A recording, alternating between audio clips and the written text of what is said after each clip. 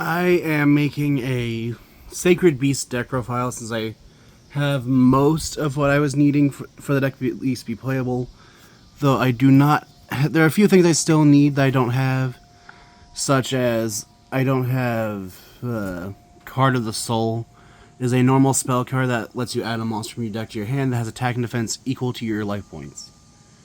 So, which is ordinarily would be a starter for this deck, but I don't have any, and none of my friends have any, and I don't want to spend the money that's worth on it.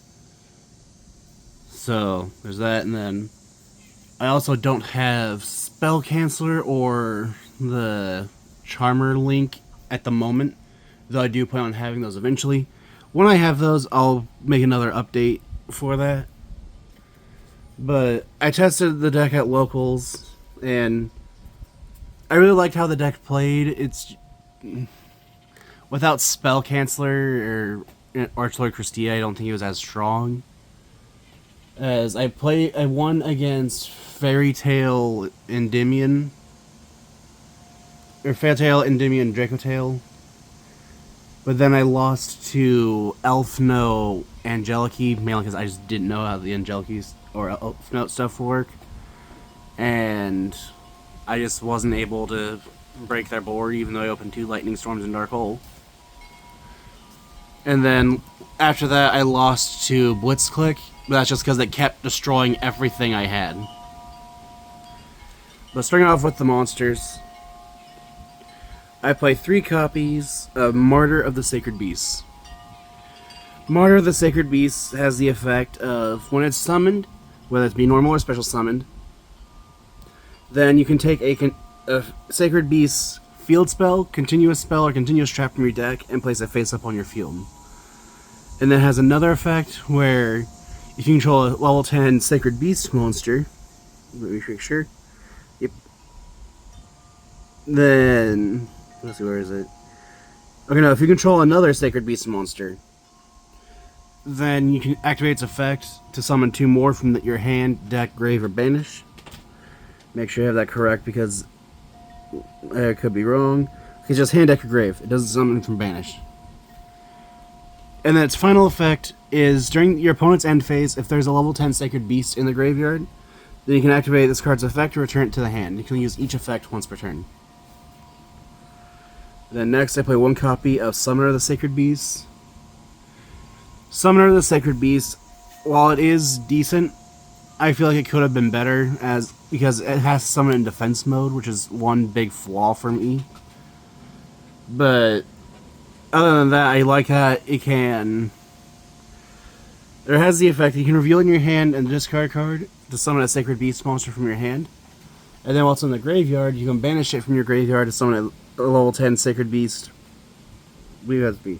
No, a Sacred Beast that is not level 8. My bad. So it summons any Sacred Beast that is not level 8 from your hand when you reveal it in hand, and then when engraved, you can banish it to then be able to summon a Sacred Beast from your graveyard in defense mode. One thing I do like about this is that, depending on your hand, it actually might be better to summon Martyr instead of one of the level 10s. Speaking of the level 10s, I play 2 copies of Uriah, Lord of Searing Flames. I'm just going to refer to them as the original ones, which realistically, that's the only issue I have with this deck, is that the retrains of the Sacred Beast don't have in their text that they are always treated as the original Sacred Beast. If they would have had that line, and I feel like they would have been fantastic, because then they would have worked with the old Sacred Beast cards.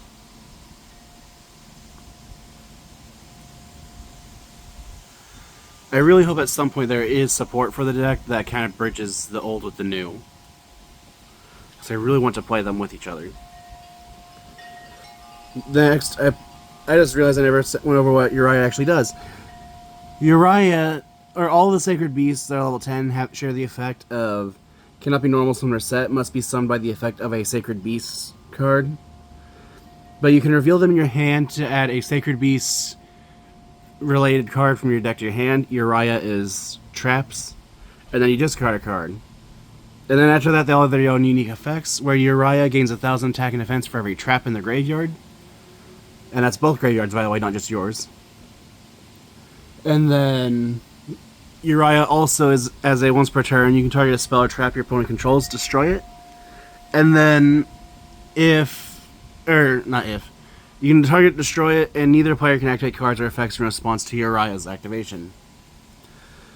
Haman, Lord of Striking Thunder, has the effect of once per turn, when a monster goes to your opponent's graveyard, mandatory effect, burn them for 1,000. And then Haman has another effect where when it's destroyed, then you cannot take damage for the rest of the turn. And then lastly, for the Sacred Beast monsters, I play 3 copies of Raviel, Lord of Phantasms. I forgot to mention it, but Haman is you reveal it, add a spell card, and then discard a card. Or add a Sacred Beast spell. And then Raviel, I feel like, is the best of the 3. Just as it's able to reveal it, add a Sacred Beast monster, and then discard a card. But then Raviel's unique effect is... Where is it? There it is. As a quick effect, once per turn, you contribute 2 other Sacred Beast monsters to Raigeki, your opponent, and then Raviel gains 1,000 attack for each monster that was destroyed. For the hand traps, I play 2 copies of Droll and Lockbird. Ironically, this card just absolutely stops the Sacred Beast deck, so I thought about playing a copy of Crossout Designator in the deck just for Droll and Lockbird, just to have another answer for if my opponent should use its effect. But Droll and Lockbird has the effect of during either player's turn, except during the draw phase, if a card is added from your opponent's deck to their hand, then you can send it from your hand to the graveyard, to then make it so that neither player can add cards from the deck to the hand for the rest of the turn. Next, I play 3 copies of Ghost Bell and Haunted Mansion. Ghost Bell lets you negate any card once per turn that includes the effect to add from graveyard to hand, summon from grave, or banish from grave. Next, I play 3 copies of Ash Blossom and Joyous Spring. Ash Blossom just has the effect of you can discard it to then be able to, or I say discard. Ash discards, Ghost Bell discards, and Droll and Lockbird sends it to grave. But Ash Blossom can be used to negate anything that would move a card from deck to hand, summon from deck, or send from deck to grave. And lastly, for the hand traps, that are monsters, I should say, I play 3 copies of Moltarmi Fualos. Moltarmi Fualos has the effect that if you control no cards, and its quick effect, you can discard Fualos.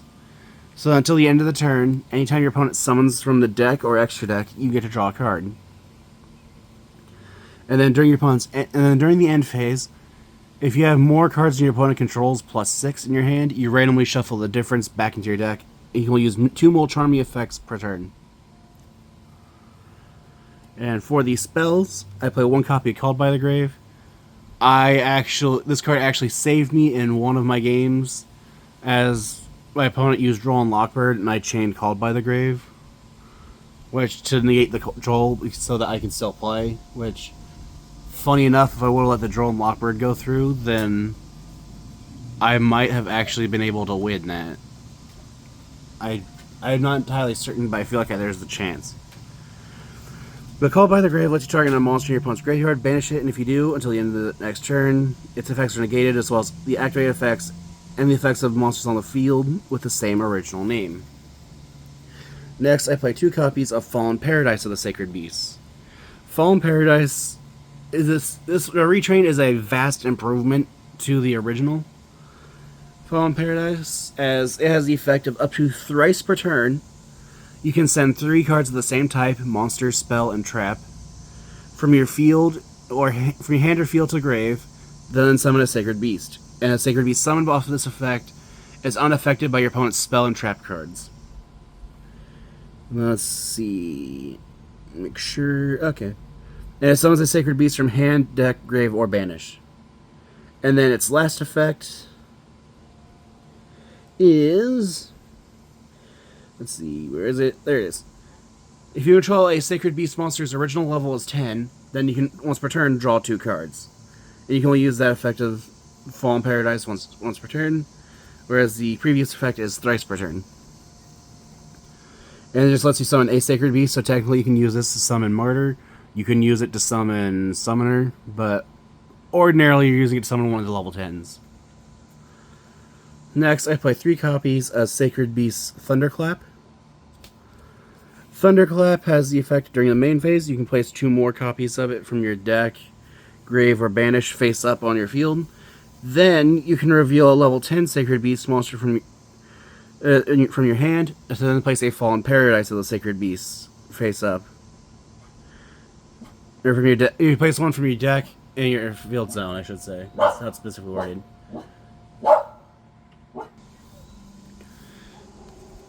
Then next, okay, and then Thunderclap also has the graveyard effect. During your opponent's end phase, if you have a level 10 Sacred Beast in your graveyard, then you can... Oh, my bad. That is only for Martyr. But Thunderclap has the graveyard effect of... If this card's in your graveyard during your opponent's end phase, then you can return it to your hand. You can only use that effect of Thunderclap once per turn. Next, I play 3 copies of Graceful Charity. I say Graceful Charity, but Sacred Beasts Released has the effect to add 3 different Sacred Beast monsters from your deck to your hand, and then you discard 2 cards. And then, if this card's in your graveyard, except when it was sent there, you can banish it to then add a level 10 Pyro, Thunder, or Fiend monster from deck to hand.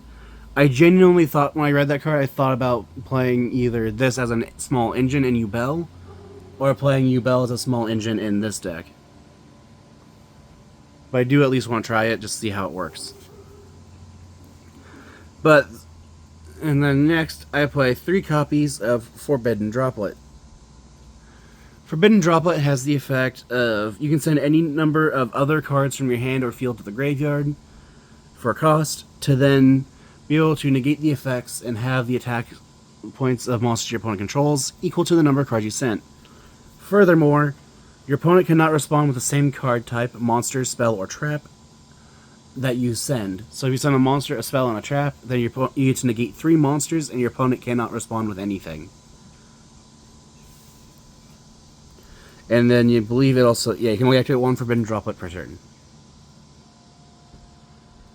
And then next, for the trap cards, I play 1 copy of Sacred Beasts Combined Assault. Combined Assault has the on-field effect of summoning a Sacred Beast monster from your hand or graveyard in defense position. Then if you control 2 or more Sacred Beast monsters whose original level are 10, you can negate the effects of 1 face-up card your opponent controls, and if you do, destroy it.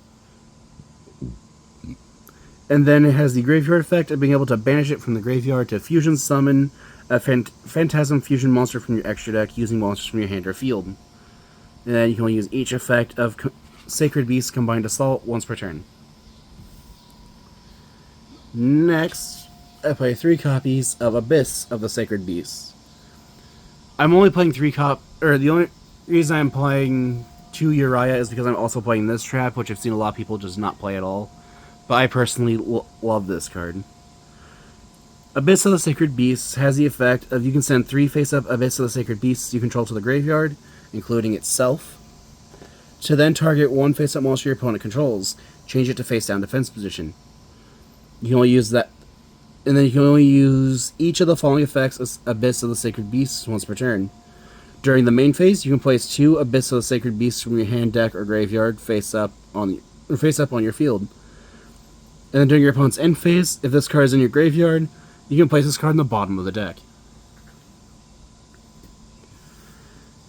And then lastly for the deck, to make it 42 cards, I play 3 copies of Infinite Impermanence.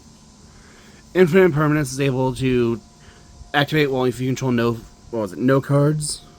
Can't remember if it's no cards or no face-up cards. I'm pretty sure it's no cards. Yeah, no cards. If you control no cards, then you can activate this card from your hand.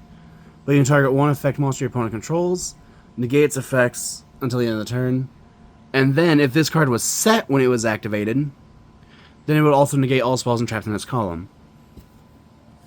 And that is it for the main deck. One thing I will say is when I was testing the deck, it was 44 cards with 1-for-1 and Harpy's Feather Duster in the deck.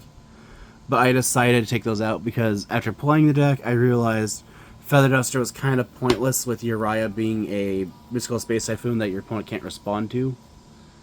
And then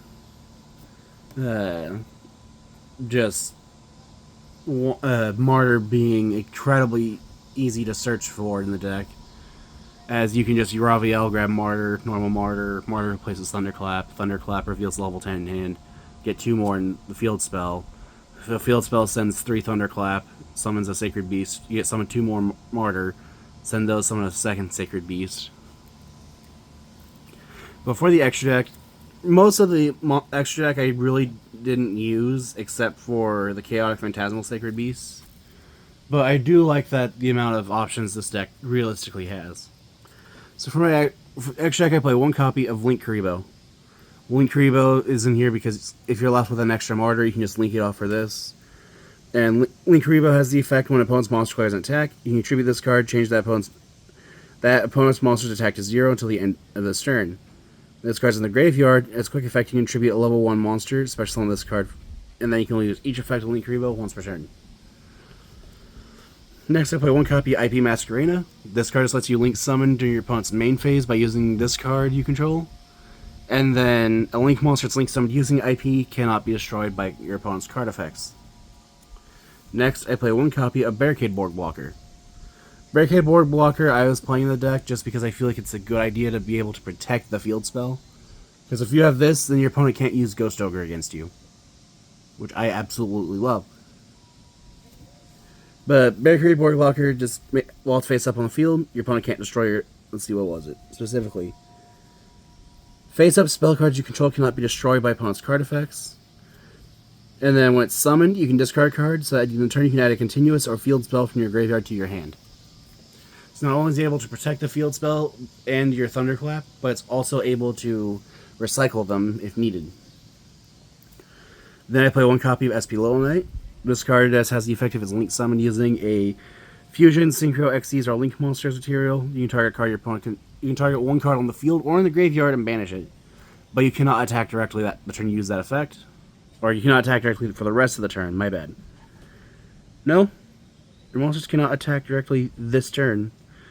And then when your opponent activates a card or effect, quick effect, you can target 2 face-up monsters on the field, including a monster you control, banish both until the end phase. Then you can use each effect of SP Little Knight once per turn. Next, I play 1 copy of Gorgon of Zilliphonia. Gorgon of Zilliphonia has the effect of you cannot summon or set monsters to zones this card points to.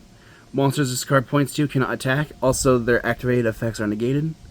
It gains attack equal to the total original attack of monsters this card points to, and it cannot be destroyed by battle or card effects, or it can't be destroyed by battle or monster effects, while its card points to no monsters. Next, for the Xyz monsters, I play 1 copy of Verudris. Verudris has the effect of when your opponent activates a card or effect, you can detach a material to negate that effect, and then you can detach another material to destroy that card. And then it has another effect where if it declares an attack, it all has material, then you can destroy 1 card on the field. And then if this Xyz summon card is destroyed, then you can destroy 1 card on the field. Unfortunately, I didn't really use Verudris, but the one time I could have summoned Verudris, I should have. Because I decided to summon Super Dreadnought Rail Cannon Gustav Max, which has the effect of once per turn, detach material to inflict 2,000 points of damage. But use Gustav Max to summon Gustav Rocket, which Gustav Rocket is a once per turn Omni Negate, or is it Monster Negate? Let's see, where is it? Was a once per turn Monster Negate while it has material. You can Xyz summon it by using Gustav Max and discarding 1 card. Which, ironically, first time I summoned it, I realized I accidentally cheated as I did not discard a card to summon it. So, when I realized that, which luckily is against one of my friends after the tournament was over, so it was perfectly fine, I just went ahead and conceded when I realized I accidentally used the effect wrong. But Gustav Rocket's final effect is during your end phase, or its negation negates a monster, destroys it, and then inflicts 1,000 damage. But its final effect is during each of your end phases, you detach a material, or else it self-destructs. And then next, I have three Super Poly targets, so I chose Mud Dragon, Garura, and Starving Venom. The only issue I had was I couldn't find my King of the Swamp that I know I have, but in hindsight, it's probably a good thing I did, since no one at where I was testing it was actually playing Cool Tune. So, there's that at least. But these, like I said, though, these are mainly just Super Poly targets because I side Super Poly. Then next, I play 2 copies of Thunder Dragon Colossus. I didn't summon Colossus at all, but Colossus is easy to summon in this deck, as all it requires to summon it is activate. You just have to activate the effect of either Summoner of the Sacred Beasts or Haman. And then later on, after you use their effects, you contribute a Thunder monster you control and summon the Colossus. And then if Thunder Dragon Colossus would be destroyed by battle or card effect, I believe. Yeah. Then you can banish a Thunder monster from your graveyard instead. Which, most times I wouldn't recommend using that effect unless your opponent not being able to search is hurting them tremendously. And lastly for the deck, I play 2 copies of the Chaotic Phantasmal Sacred Beasts. I'm glad I have 2, just because I realized against Blitzclick, this card is actually fantastic, unless they can destroy 3 cards. In which case, they can just use a Whisker, destroy this 3 times, and I don't like that they can do that in once. The biggest issue I have with this deck is knowing how to play against decks that just destroy everything, no matter what. But the Chaotic Phantasmal Sacred Beasts has the effect of up to twice per turn it can't be destroyed by card effects, and then up to 3 times a turn, once per chain, the Phantasmal Sacred Beasts can target 1 monster your opponent controls, negate its effects, and then you gain life points equal to half its attack points. And yeah, it must either be fusion summoned or special summoned by sending the above materials you control to the graveyard.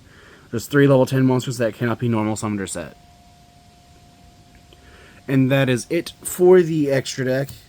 I don't ordinarily do this, but I like Sacred Beasts enough that I'm going to go ahead and go to the side deck. For the side deck, I was using 3 copies of Moltarmi Perulia.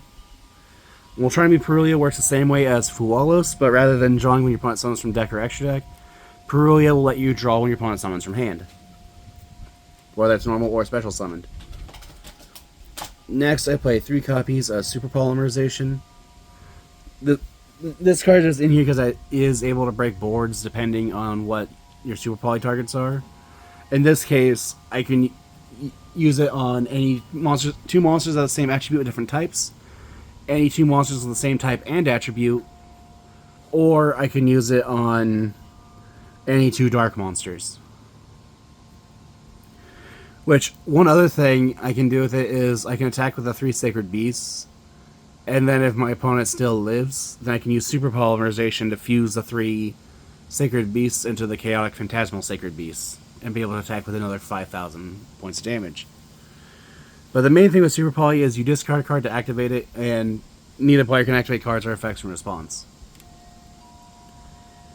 Next, I play 3 copies of Lightning Storm. Lightning Storm can only activate if you control no face-up cards. You can only activate 1 Lightning Storm per turn, but it lets you destroy all attack position monsters your opponent controls, or it lets you destroy all spell and trap cards your opponent controls. I thought I was doing great against one of my opponents who was playing Elfmelt Angelic, where he had a full back row. I decided to Lightning Storm the back row after he banished 1 from my hand, and he used a card to negate the Lightning Storm, and turns out I really need that Lightning Storm to stick around. But what I'll probably end up doing is move Perulia to the main deck, and then I'll probably side the Harpy's Feather Duster and Toodrel and Lockbird. But next, I play 3 copies of Dark Hole, just because wiping your opponent's board before you start making your own, I feel like is a good thing. Same thing, reason why I'm playing 3 copies of Raigeki. And that is it for my main, extra, and side deck for Sacred Beasts. I will upload another one once I have all the things for being able to summon Spell Canceller and Archlord Christia in this deck. I will update it again, but if you have any ideas what I can do to improve the deck, any ideas for decks like to see face each other, like old Sacred Beast versus new Sacred Beast, I would make that video. Or if you have any ideas for decks you'd like to see be made in the future, I always read the comments and try suggestions. And if you're still here, thanks for watching.